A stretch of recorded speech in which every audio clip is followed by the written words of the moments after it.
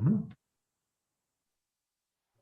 Hi, everybody. It's Linda and, well, Lilac Lantern and Sterling live to you. No, we're not live. Coming to you from sunny Sonoma County for me. Lilac is in Canada and Sterling is in Southern California. Exactly. Earthquake country. Oh, no. So I'm feeling big time earthquakes more towards South America, though. Okay, but Sterling's already talked about that.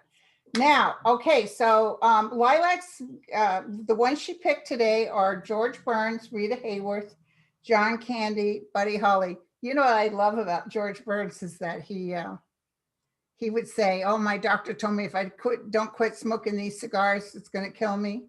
He's dead now, as he's taking a puff from his cigar. And then Sterling's doing David Bowie, George Harrison, Howard Hughes, and Madame Curie. Madam And Curry. I'm doing Madame Curie. And I'm doing Janice Joplin, Patrick Swayze, Selena, and Karen Carpenter. So should we start with you first? With me? Sure. Yeah. Oh, I'm looking up at her like you guys know who I'm looking at. Like, okay. Should I start with you first? Okay. I'm going to start with Rita Hayworth. If Okay. that's all right. Sure. So she's obviously known as being a bombshell. She was the top pinup girl in World War II. She started out as a dancer. Her father was a dancer. Her parents, I think, were both dancers. And she eventually got into acting. She was married several times, and two of her famous husbands, one was Orson Welles. She had a daughter with him. And she's also married to Prince Ali Khan, and she had a daughter with him. And she is the first American actress to become a princess. There's a couple more that followed, but she was the first one. Right. And she was labeled the love goddess by the studio.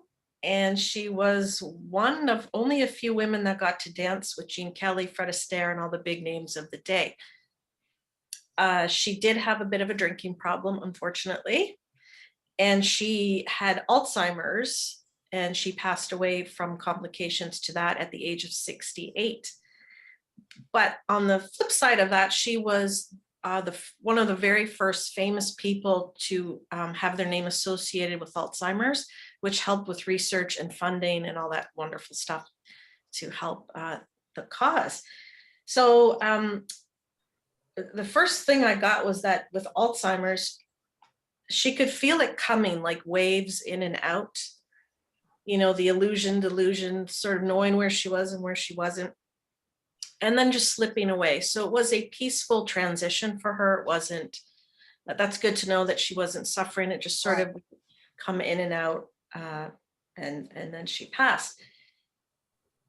I asked her what it was like to be so beautiful and have that label of, you know, love goddess and all that kind of stuff. At first, wonderful, lots of fun, brought her lots of money. However, she lost control of it. So she was then, you know, then you have something you have to always be. Right. So she always had to look gorgeous. And then the studio heads would want to talk about how she looks. Like she had to, I guess in one movie, they cut her hair and dyed it blonde, and the studio owner was furious. So, you know, once you're labeled as that, she was kind of stuck in that and the trappings of that. So her father, unfortunately, he abused her. He would get into bed with her, etc. They would go on the road for when she was younger to do dance. They were dancers. So the mother would try to stay in the bed with her, so that, you know, just awful. So I asked her, what was that? Was that because that came out? That was, she wanted to talk about it, that the world opened up because of what he taught her dancing, that led her. She's tried to love him and forgive him for what he did, but it was very complicated and full of sorrow. And that is why they think perhaps she had a drinking problem. Oh, and sure. She said she picked men that were often mean and weren't very, so she sort of went through that through her whole life. And I asked her, is there a message that she would send to other women or young women in the same position? I really love this. the sun card, paint the sun back into your life. So you may have go through some awfulness, but you can claim your life back. You can bring light back into your life if you've gone through things like that. So I thought that was a very strong message to come through. And how do you feel now? With Hollywood and stuff, indifference. Don't know if she'd do it again. Don't know if she would go that route again. But she's very happy where she is, up in heaven, and she's found her comfort and she's at peace.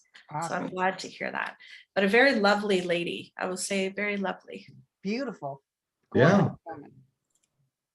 So did she used to date, am I thinking of the wrong person? Did she used to date Frank Sinatra? She dated quite a few of the gentlemen of the day. So yes, I believe she dated Frank Sinatra. I could be wrong, but I heard that she was one of the love of his lives, but she discarded him. Mm. So I think she was married at least 4 times. Wow. Yeah. I'm just one behind.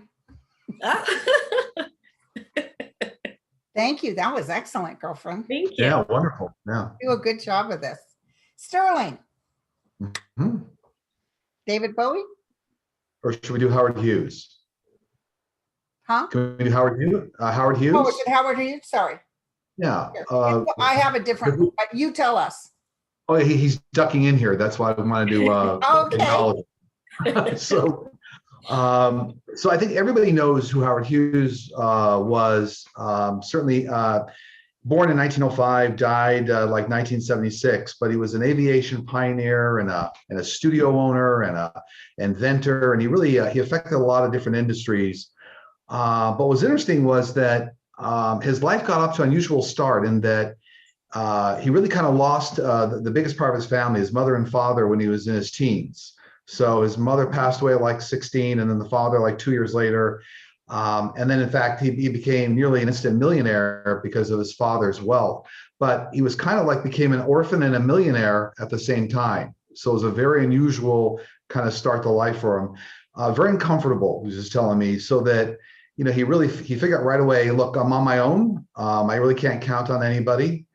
And the interesting thing he was voicing was that his mother had a paranoia for illnesses, and that in fact followed him his whole life. So it became like very, very a germaphobe and very concerned about any kind of illnesses. But he got that from his mother, which I had no idea until he was talking about it. But at the same time, it kind of put him on a trajectory that was very much kind of being a loner and only trusting very few friends, if for the most part only himself.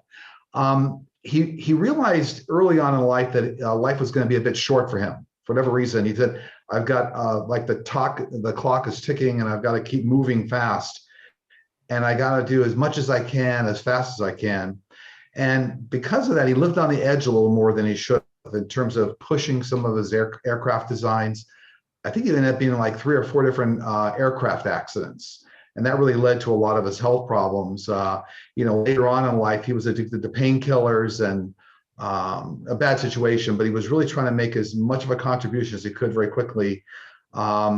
He actually, he got a lot of his ideas for inventions in like the wee hours of the morning. So he actually somehow was connected to spirit on the other side too. He get ideas of, where he should spend his time, like the flying boat. Right. To try to help the military when metal and steel was in short supply. Somehow he got the thought that, hey, I could do it all out of wood. And that was the spruce goose, the flying boat. He actually dated a lot of starlets in Hollywood. But what he was telling me was that the thing was he really, one of his regrets in life, he didn't ever really establish a good relationship with women in general. And I think part of that was because of his childhood. He lost the mother early. But he dated, I don't know, like a dozen starlets. It was a who's who, but he never really got to a point where he was comfortable. And so that was one of his regrets. And he said from the other side that he's actually doing all he can to work with aviation pioneers on this side, because we need all that technology for ETs. So a lot of the aircraft and space technology, he's supporting other inventors on the other side, working with people here to try to move that technology along. So he feels like he still has a leg in aviation and helping with technology. So, I mean, a great guy. I think he felt like he was misunderstood a lot during his life, that he was more of a radical, in some ways he got involved in philanthropy, but a lot of people thought it was all ego driven. But deep down, he was just trying to help mankind. So interesting guy, very interesting guy, and lived a very ruckus life. But it was great talking with him. Yeah. That's great. He was Okay, and I a love that. genius, right? Like genius tapped in, Yes, yes. getting Yeah. messages for I his was inventions. wondering if he's a little bit of a schizophrenic. Mm. No, just a phobic, It OCD. didn't. It did appear to. Well, I think they're a little OCD, yeah, in the early stages with that, whatever he got from his mother. His mother had that kind of paranoia, but it wasn't until all the, I think the painkillers kicked in kind of midway through his life with all the airline accidents, aircraft, that, then he kind of wasn't in his right mind. Yeah. Right. So That's wonderful. Okay, and that one of my favorite actors, what's his name? Leonardo DiCaprio. Leonardo DiCaprio did such a great job of that movie. Yeah. he did. That was a very well done movie. Now you got me in a mood to watch it. Okay. I saw it on Netflix. I was going to watch You it just last watched night. it? Okay. I'm gonna have to watch it again. I think the title was The Aviator, right? The Wasn't Aviator. it The Aviator? Yeah. I think HBO Max has it, so I can watch it. Okay, Janice Joplin. So Janice Joplin, it's weird because I'll be honest with you, I picked my picks this morning. And I had just seen her on Woodstock, the director's cut. I watched that 3 hours yesterday. And they had cut her out of the first one, and she's in the second one. And full exposure, I knew a guy in San Francisco that worked with her, so I do know some things about her. But people ask me, was she killed or what? Did she actually overdose? It was an accidental overdose. But oh my God, she didn't even realize the talent she had. She's one of those people. She's part of that club that you talk about, Sterling, the 27 Yeah, Club. 27 Club. The 27 Club. I'm telling you, when I was listening to this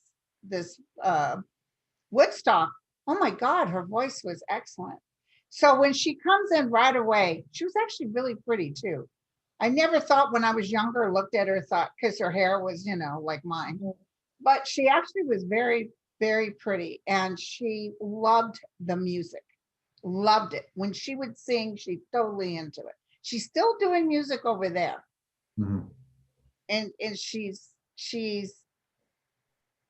in total love. So she doesn't feel that there's some discourse, and I've never seen a biography on her or anything, but there's some discourse with her, something in her life when she was young that catapulted her into that not feeling, even while they're handing her the riches, feeling like she's not all that great.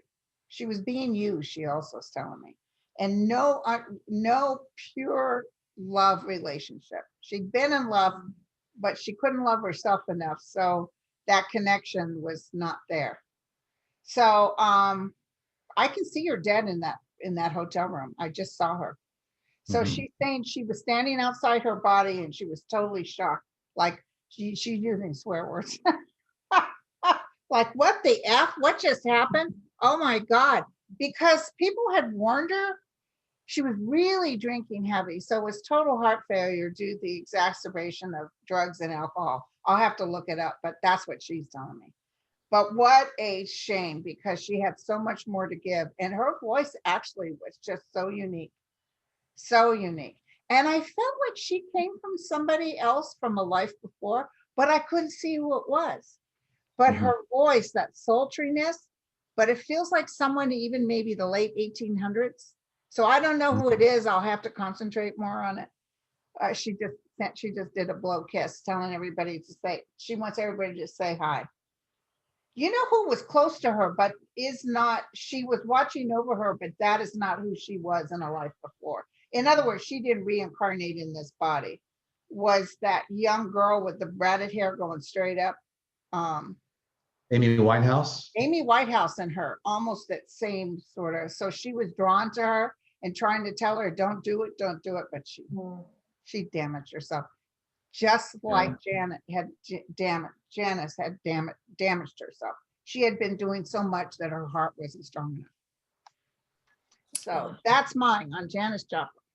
Yeah. Wonderful. I remember I saw a clip a few weeks ago of her on the Dick Cavett show. It was kind of What was she interesting. like? Like a young schoolgirl, she was very giddy and very happy, like a young schoolgirl. Well, it was very interesting to see Dick Cavett interview her.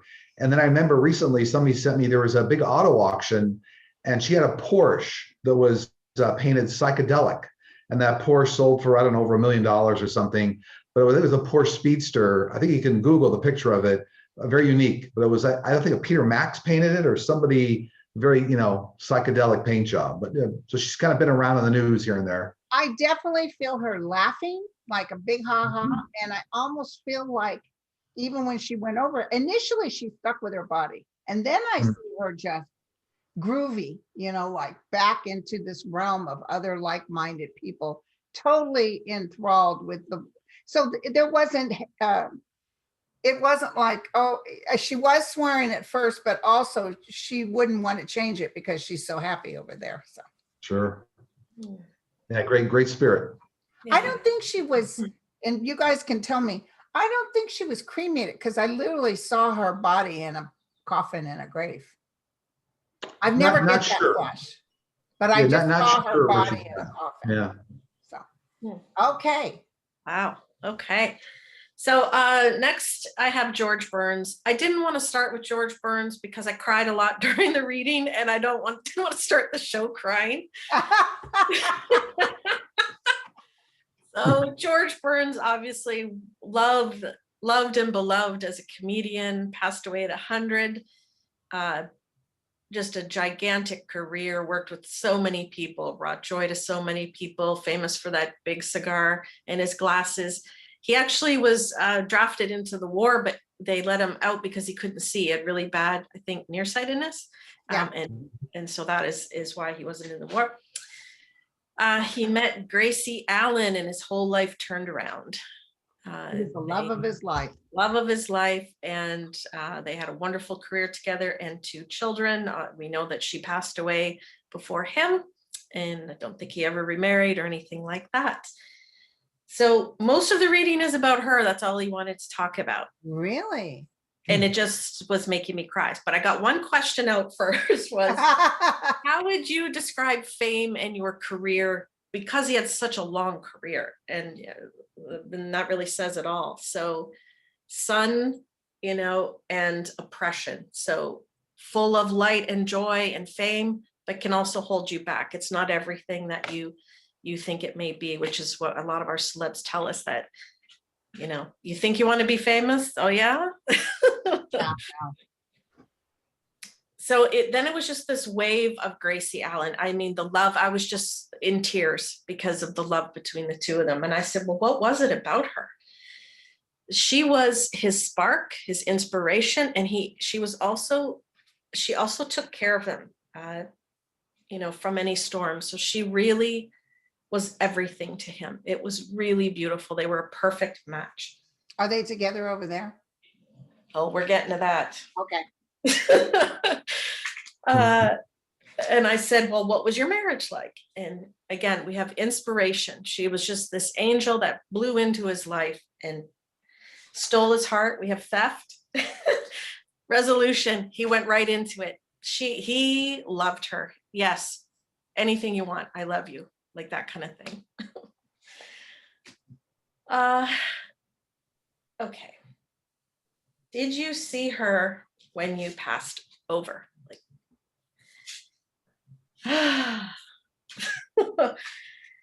She was right there. Wow. Ready for him. Ready to make him laugh. He found her. He got his strength back when he didn't realize. He found out that when she left, she was still watching him. Okay. She never left. She was always around him, still taking care of him, but from the other side. And there was a comment, is a quote he made that, yeah, sure, he's excited about getting to 100, but he's more excited about when he passes because he's going to see her again. I mean, oh my God, just that love is so beautiful. Right. That's so wonderful. And you're wondering if they're together again. Hello. So they're soulmates. Yeah. Look, so much love. And then so then I said, well, he wanted to bring her forward. I mean, he just loves her. He wanted her to have a voice. And I said, what was it about this guy for you? What was it about George Burns that he lifted her up? He gave her, I don't think he realized how much he lifted her up. She just was so fulfilled with him. High highs, lots of laughter, and very content. She found her place with him. And that after she had passed, she was still connected with him, which he only found out after. I think he didn't realize how close. There, I got through it without crying. I was just, when I was reading it, the tears are streaming down my face. God, because that's I was such overcome love. with their love, and that's what he wanted to talk about. I mean, what a story, what a love story So beautiful. that you just find that one and that's it. You know, when I do readings, it's not that often that I meet two people on the other side that were meant to be together. A lot of times people will go, not that they don't care about it, they did their purpose on earth and they move in separate ways. Just because you were married to someone on this earth doesn't mean you're there. And every once in a while I'll see like that. Oh, it's magnetic. I'll never have it on this earth plane, never.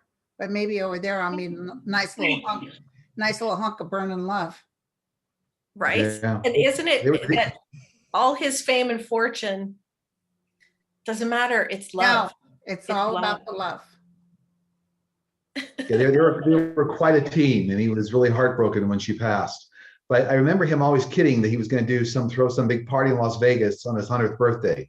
And I guess he didn't quite make it. I'm trying to remember exactly when he died, but he kept saying at 100, I'm going to throw a big party in Las Vegas. He died just before 100, right? I think he either hit it and died like within 2 weeks after, or I can't remember. I think he hit it, but he was quite ill. Mm-hmm. Yeah, because that big 100th birthday party never came off. I remember. Yeah, he talked about it for years. So yeah. But just a lovely, lovely man and lady, and a story of love. Yeah. So that's a beautiful story, my friend. Should say that one for Valentine's Day. There you go. Okay, Sterling. So David Bowie. We'll do him next. So he's around here right now too. A wonderful guy, a wonderful human being, in that he brought in this world kind of a whole bunch of different energies, a lot of masculine energy, a lot of feminine energy, a lot of out of the box thinking. And he was just telling me that he never really felt comfortable in his body until some of the later teenage, early 20s, when he started to get some success. And then he started to understand kind of what his purpose was in the world. And he said, my primary purpose in the world was to get people to think outside the box. So, what you think is, let's say, a definition of a man or a woman or a music artist or even this genre of music, he wanted people to think outside the box. But he said that like his earliest influences were actually Elvis Presley, interestingly enough. So when he first saw Elvis Presley doing like Hound Dog as a young kid, he thought, wow, there's something there. So this kind of interesting. I didn't know Elvis was any kind of an influence on him, especially Hound Dog, but that it was. He always knew he had a very distinct purpose, and he kind of played that through. He also said that, one of the things that was really difficult for him here in life was all the death and destruction that drugs did from a lot of his mates, a lot of his bandmates and people in the industry. And unfortunately, one of the big things for him was mental illness and drug abuse himself. So he was very apologetic. He had a cocaine habit that really was off, it really was very hard on his body, and he had a little bit of mental illness. So, like a lot of artistic people, they struggle with, these big swings in emotion. So he was very gifted in that area. He actually said one of his best life friends was Freddie Mercury with Queen. And like that collaboration they did with Under Pressure was just like a beautiful experience. Kind of felt like there was something star-crossed there for him. I remember Freddie Mercury saying the same thing. So that collaboration with Queen on Under Pressure, it's kind of interesting. The last gift he gave to the world, this is interesting, was his deathbed video. I'm not sure if you're even familiar with this. But he did a video project for a song. It was called the Lazarus video project, Lazarus. And he actually, he started the project 18 months before he died. But it was like halfway through that 18-month project that he got confirmation of liver cancer, which actually would have taken his life. So one of the last music videos he did was from his deathbed. You can Google this and see it. But one of the reasons he said he had done that, very impactful, but one of the reasons he did that was he was trying to, as a complete circle of life, allow people to understand that not to fear death, and that this is something that you can just face straight on. But he just said, he told me, Sterling, I was an artist to the end. My last deathbed video, and I was an artist to the end. And I fully respect that. So a great guy, he lived a full life, and no real regrets, but it's the understanding of some of the hard times he had and the people in the industry. So, and he's still around. He's still trying to work with a number of artists on this side to try to help where he can. So he was married for quite a while too, right? He was. I think he had 2 or 3 marriages. I'm trying to remember now. I know he had at least 2, and I think even 3. Now I'm going from memory here. I think the last marriage was the model Iman. I think the last marriage. Yeah. I'm going from memory here. Yeah. Yes, but my favorite Christmas song is the one he did with Bing Crosby. Right. A little drummer boy. Little drummer boy. Favorite. Yeah, it's beautiful. Yeah. Such a talented person. Yes, very talented. And I love those eyes. His eyes were really weird. Yeah. 2 different colors. He wasn't afraid to go anywhere musically. He covered like all the genres. So right. Yeah. Oh, that's wonderful. Mm. Okay, so then I think it's me next, right? Mm-hmm. Mm-hmm. Thank you guys for keeping up with this. So I'm doing Patrick Swayze. Oh. And he was a Leo, if I recall. Mm-hmm. And so Patrick is, when I was sort of tapping in and told him he was going to be a special guest on the show, he's telling me he would have told you he didn't believe in this stuff necessarily on Earth. But it's interesting, he did that movie Ghost, where it's, but he has found out beyond a reasonable doubt that the afterlife does exist. And he showed me himself dancing, just dancing and dancing. He loved to move his body. And he's very taken by all the love that's given to him from other people on the outside. He's not forgotten. And you know what he's bringing up to me was that he also helped John Travolta's wife cross, or he was there when she crossed to welcome her. Her son Jet was there, and all kinds of people, but he was like saying hello. For some reason, I guess he knew her or Travolta or something. But it's all about the love, just like in Ghost, he says. It's all about the love. And he wants everybody to know, he did suffer a lot before he died. He didn't want to die. He didn't want to go. So he fought real hard. Like it feels like David Bowie accepted it and moved forward. It feels like Patrick had a hard time and may even stuck around on the earth a little bit. And he got real clingy, which is not like him. And he didn't help himself with his whatever he was doing in life. So I don't know if he was drinking too much or something, but it feels like he exacerbated his condition. But he's thanking everybody for asking about him. And it's all about the love. And the peace within here is beyond words. And he's just showing me him being able to move again, to dance again. And he's with some great masters over there, dancers from centuries. I mean, he's with some masters over there. Oh, okay, thank you. So he's telling me to tell everybody that he actually works with some people on shows, like Broadway shows. Like he gives them the ideas they need for, what do you call that when you do a show? Choreography. It's a choreographer. It's like talking to them and letting them know. So he's working on a very big show right now. It's not out yet, but he's working on it. He's not showing me the name of it. Oh, it's supposed to be Hush Hush, but he's announcing it right here. So anyway, he's sending his love to everybody and thanking them. And there's something with his wife that he wants to say he's sorry too. But that's kind of personal. So you know what I'm saying? He's just kind of tapping over it. Like he wouldn't want it all spilt out here in front of everybody. But there's something with his wife.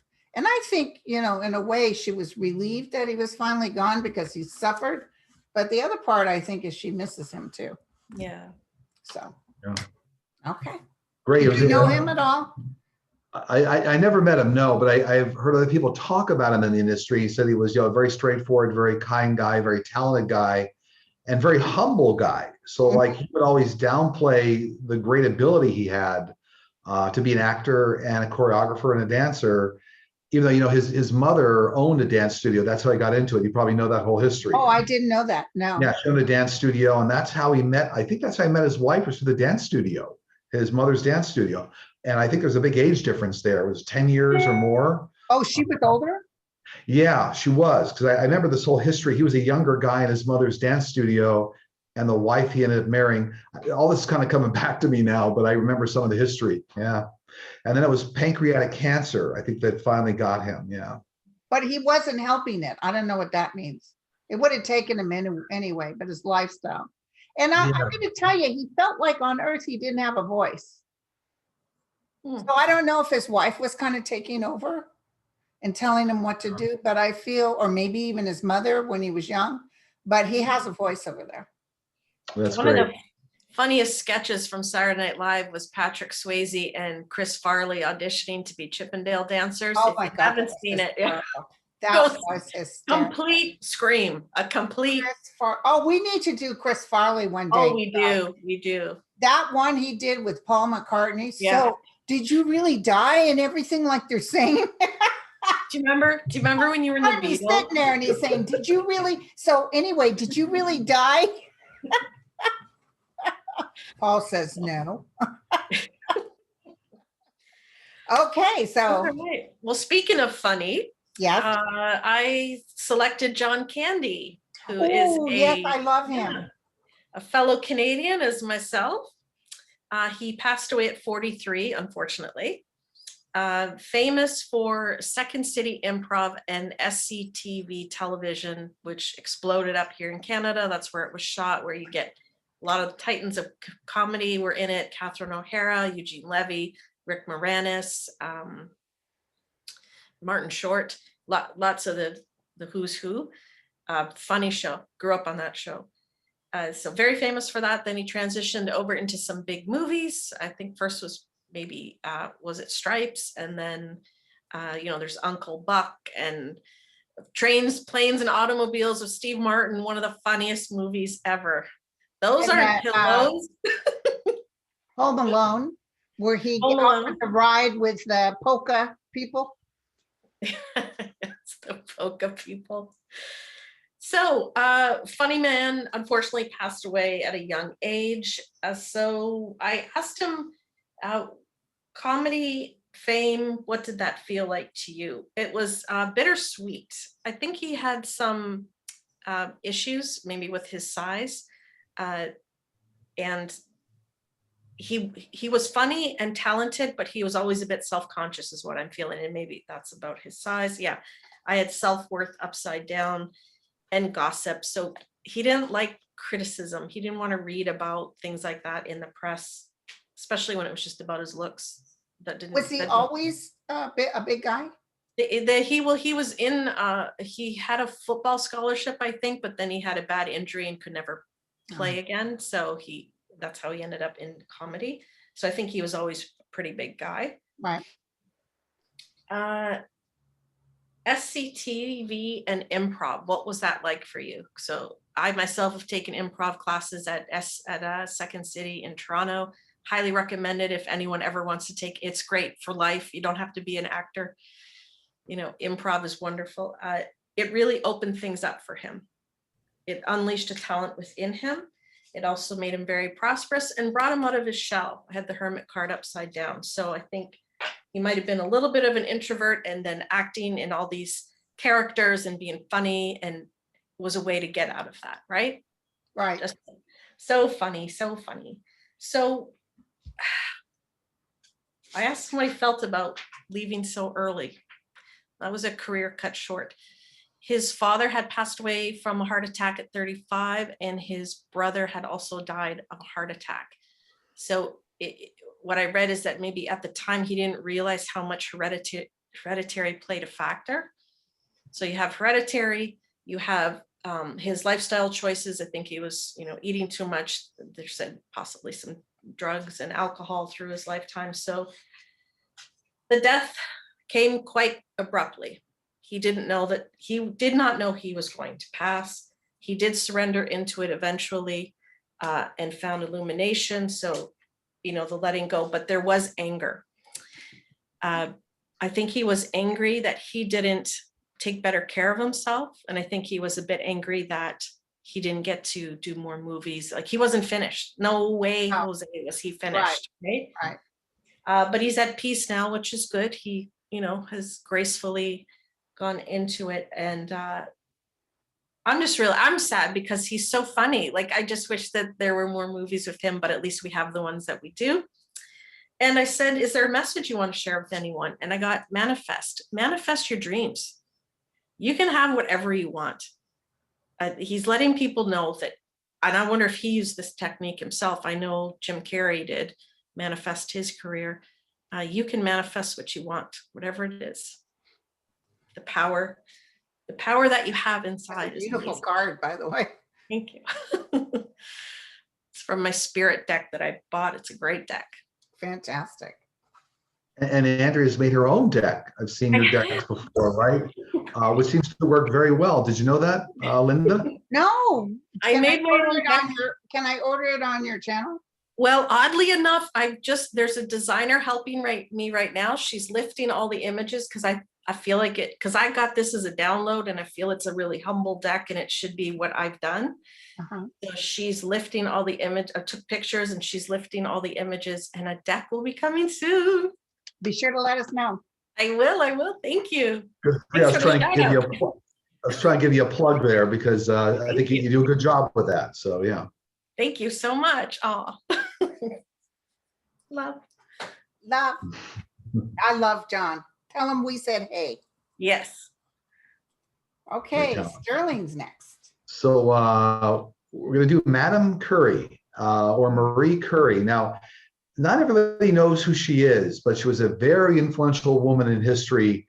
And when I describe what she was all about, you're going to understand this. Her biggest contributions were around the discovery of radioactive elements, radium and polonium, and she did a lot of radiological research and was a big contributor to cancer treatments and portable X-ray units in the field, like for battles, for wars.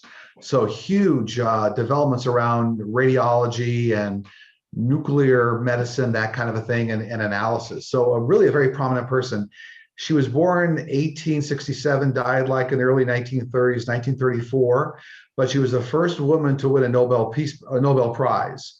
And she came from a long lineage of scientists. So her parents and brothers and everybody was really very well versed. So, you always say you choose your parents before you come in this world. So she chose that family, absolutely.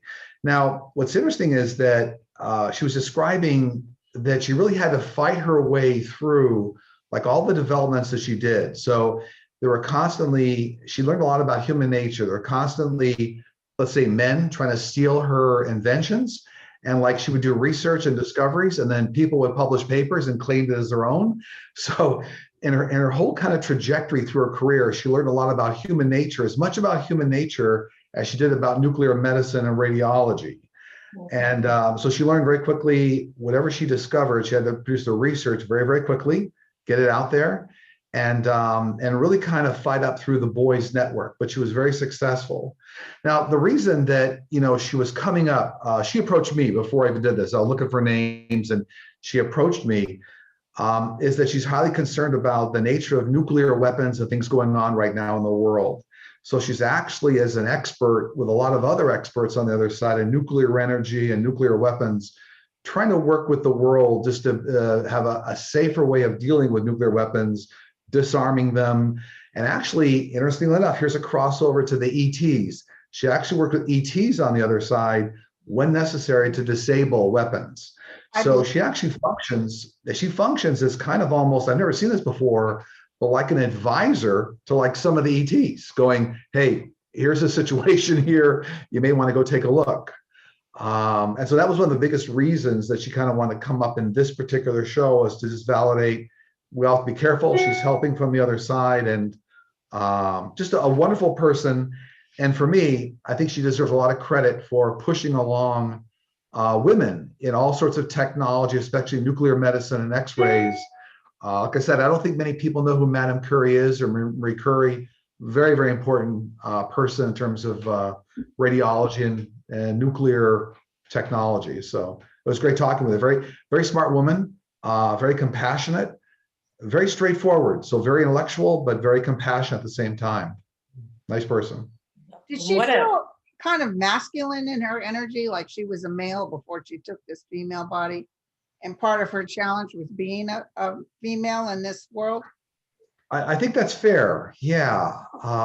She came from a very, very deep European ancestry. I forget what countries, but the ancestry that she had there was very kind of, stern and not necessarily open and friendly anyway. So there's a certain, whether you're a man or woman, it was kind of had that masculine feel. Even the women had that masculine feel, but I think she was definitely a man in some prior lifetimes. Right, but I definitely feel like she's working with those ETs too. That's fascinating. That's better than what she was doing down here, I think.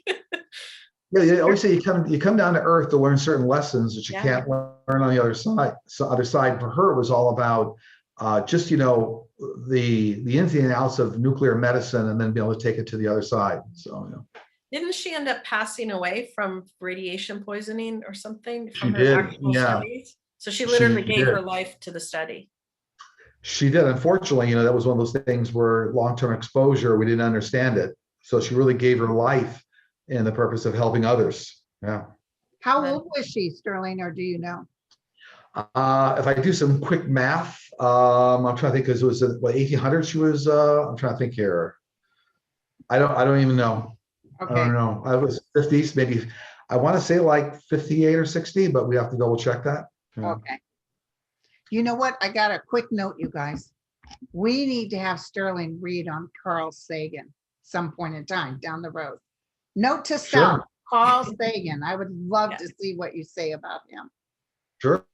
Okay.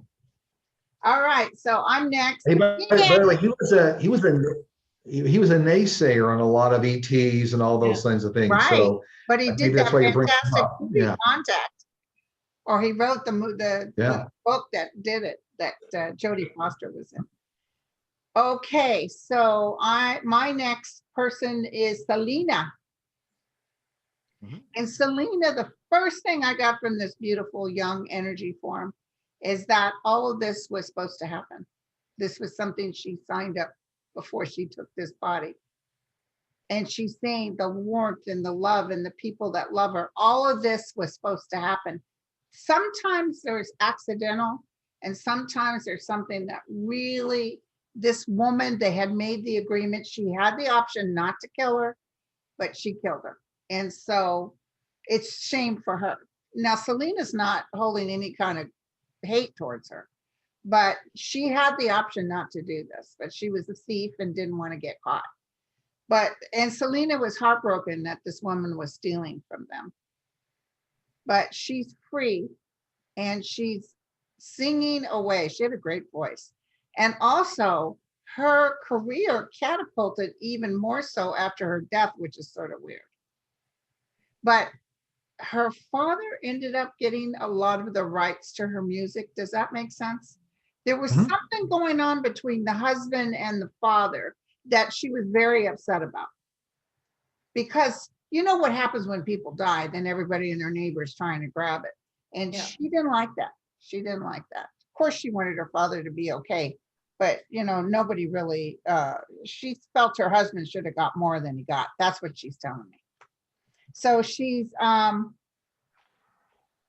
still there. She didn't take another body because she was a fast death. She was shocked when she got shot, and she knew that this was it. I'm telling you, this was something that she was supposed to do. And she's met some of the masters over there. She's gone with the higher end. And there's a lot of love for her family. She's looking after, they have the option to move forward and live in her honor. But some of them took a path of anger, is what I'm getting. And she's trying to tell them, no, I'm here. And a lot of people are visiting this gravesite. I see a lot of flowers on a gravesite. So I think they still come.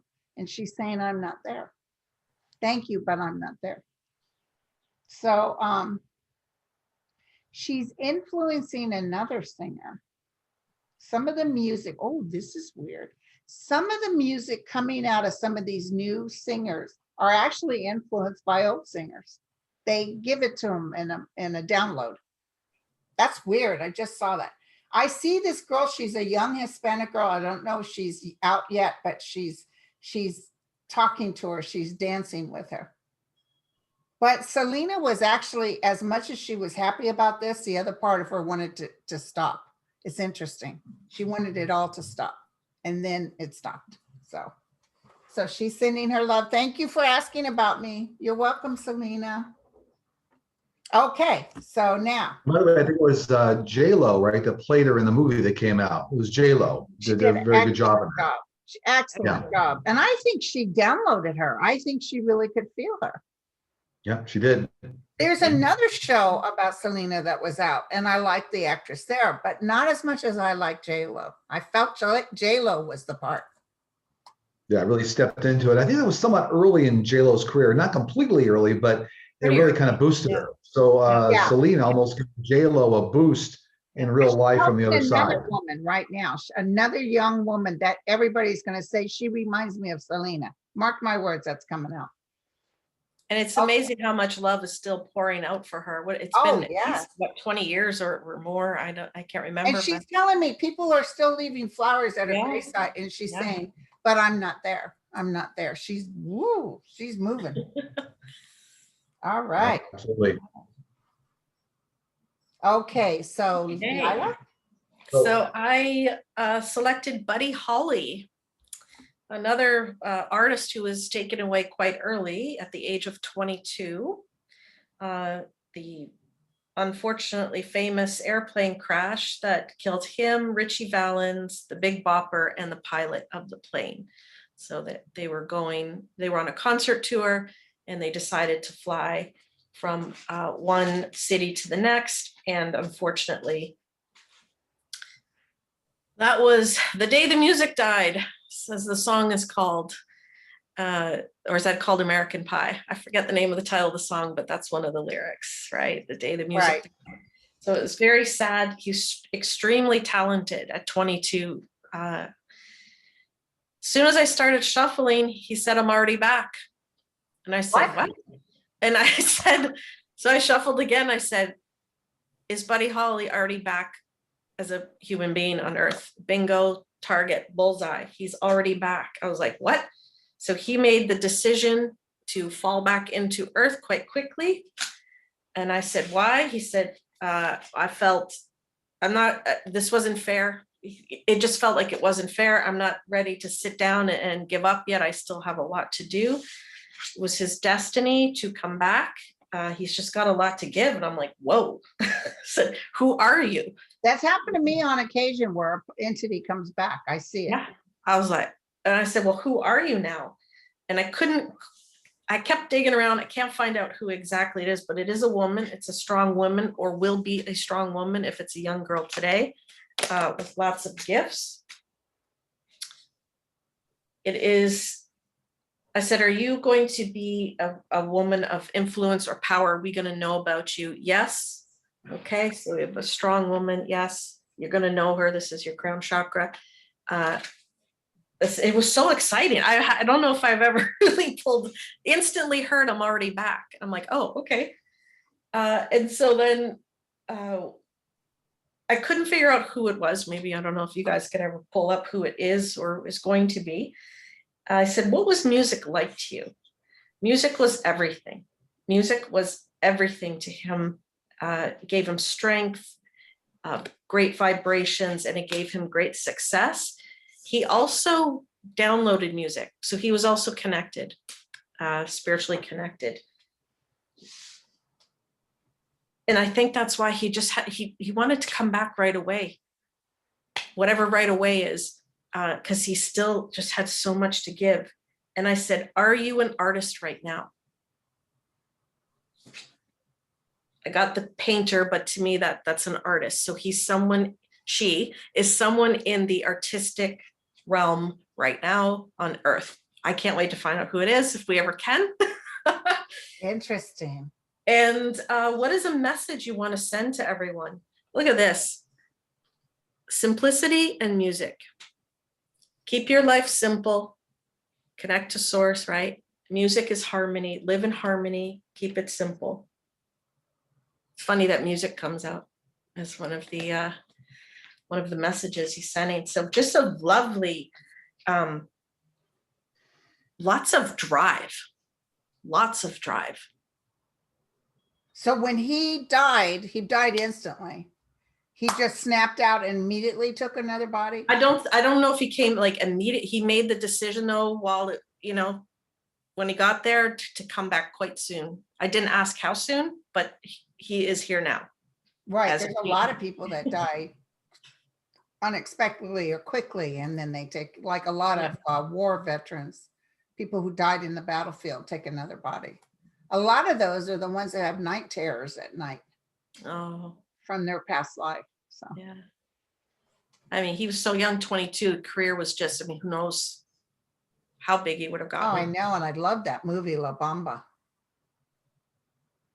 It was a very interesting event because I remember there was another artist that was going to take that flight and then decide to drive. I forget which artist it was. I was Waylon Jennings Waylon Jennings was going to get on the plane, but he was sick or something and didn't feel well. So he had a bad cold. Yeah, he gave the seat to someone else, and I forget which of the three people he gave the seat to. Yeah, Weather conditions played a big role in that. But it kind of reminds me of other famous music band airline accidents like Leonard Skinner. Terrible events around propeller aircraft and weather conditions. But Leonard Skinner, they went down, the plane was faulty, but just awful ways to kind of. These people, everything stops in history, wherever they're at, just stops. So Otis Redding. Yeah. Ricky Nelson. Mm-hmm. Mm. Yeah. It's horrible when you hear about John F. Kennedy Jr. John Denver. John Denver. Yeah. And I can't the young girl, I can't think of her name. Young pop star as well. Oh, yeah, the one the airplane was overloaded. Was that Isla or something? Aliyah? Yes. Oh, I yeah. forget. Yeah. I don't know how to pronounce her name properly. Aliyah? But that was very sad. There was a lot of people on that plane too. Like quite a collection, like at least 10. The plane was overloaded, equipment and everything. Yeah. Right. Terrible. Okay. Anyway, on a happier note. Yes. George Harrison.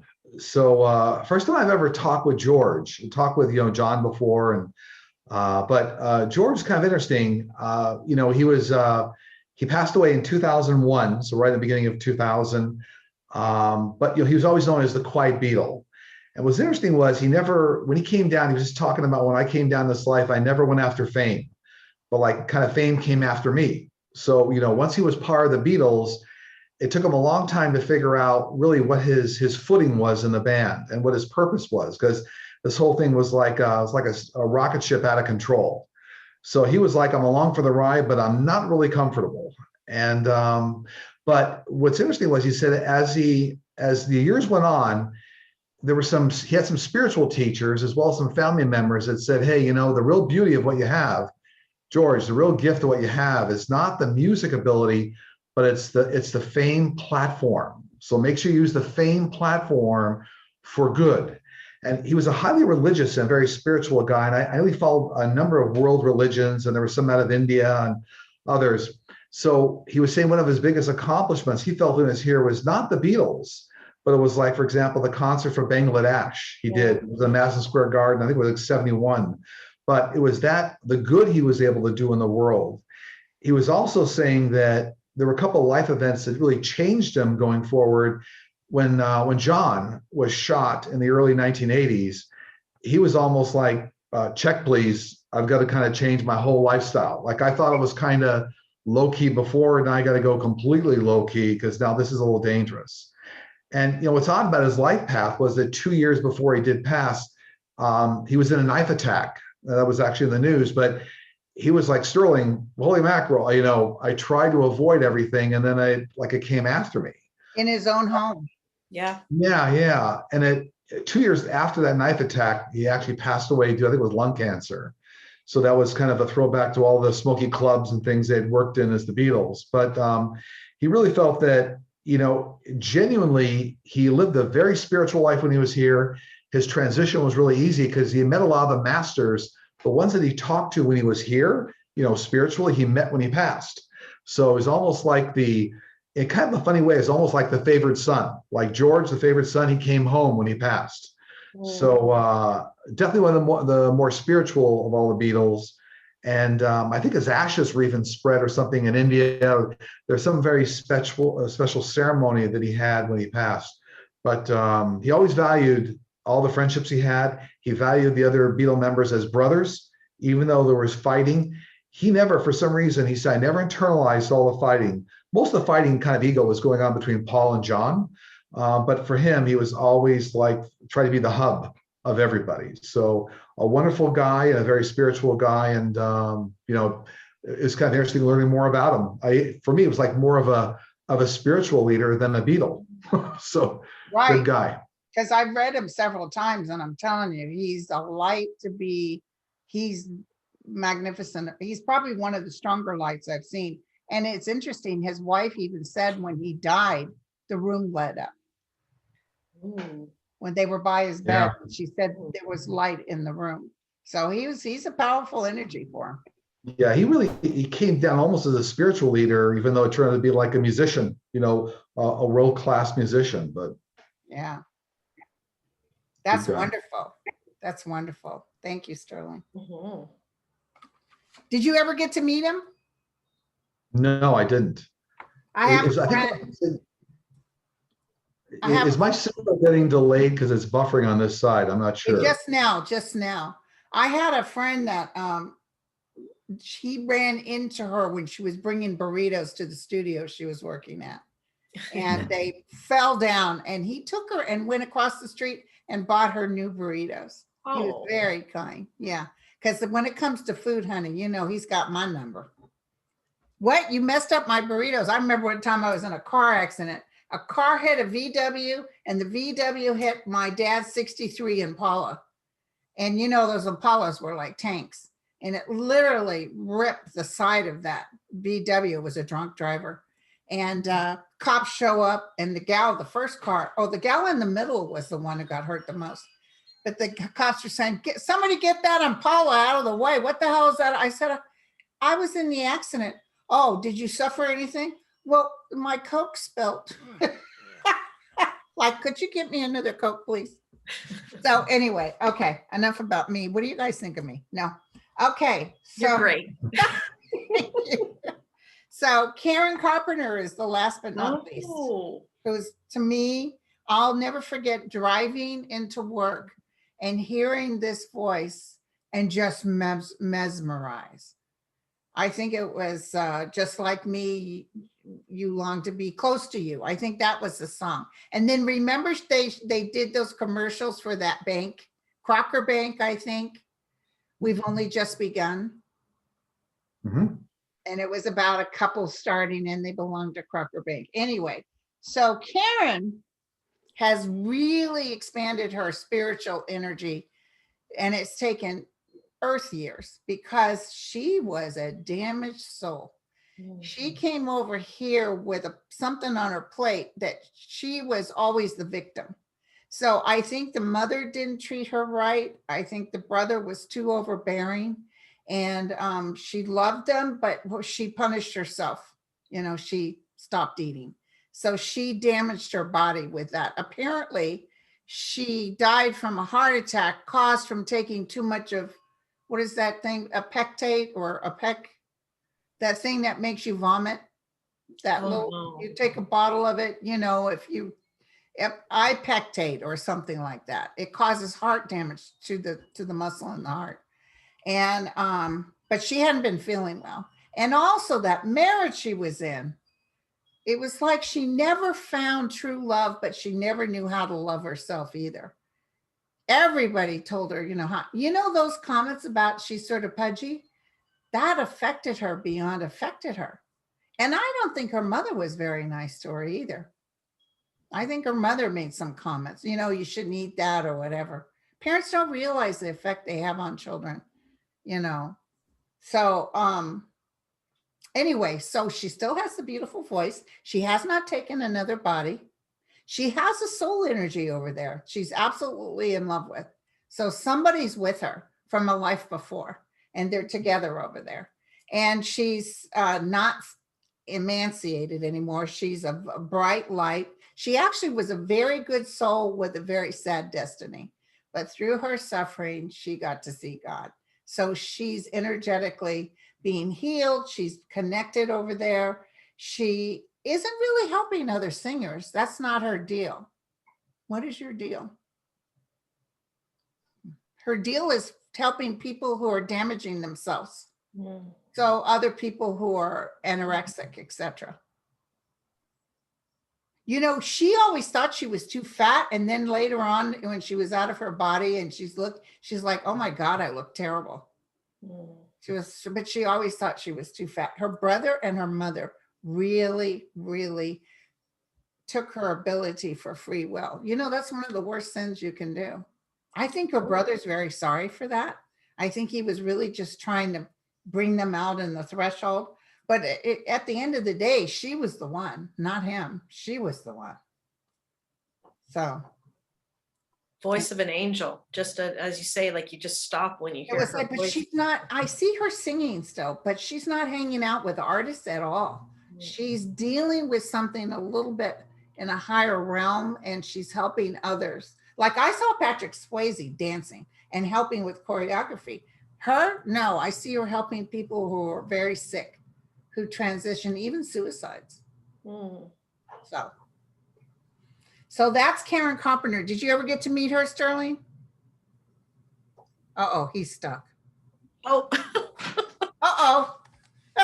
Oh, Sterling. I thought his eyes didn't move.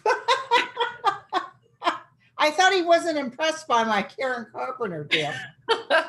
Oh, she's such her songs. I mean, if you hear them, you just transcend into something else. Exactly. Exactly. Oh, is he back? He's coming back. Hold on. Or maybe not, poor guy. There he is. Hi, Sterling. Hey, Sterling, was it something we said? He's connecting to audio now. Hey, sweetie, can you see us? Look, his face is still, there you go. Can you hear us? It's buffering for some reason. There was a brownout. There was a power failure here. Oh. And I think all the systems in the house now are coming back up, but I think there's a big delay. That's okay, because we're ending this now because I finished my last person. All right, great. Yeah, it takes 10 minutes for all the servers to come back up. So. Okay. So my sweetie, you guys look on your calendars when we're going to do our event in July. Okay. And then you'll be in charge, Sterling. Sounds good. It was wonderful. Wonderful. I really enjoy this. I can't tell you how much. I look forward to this. Me too. Thank you so much. Absolutely. Thanks.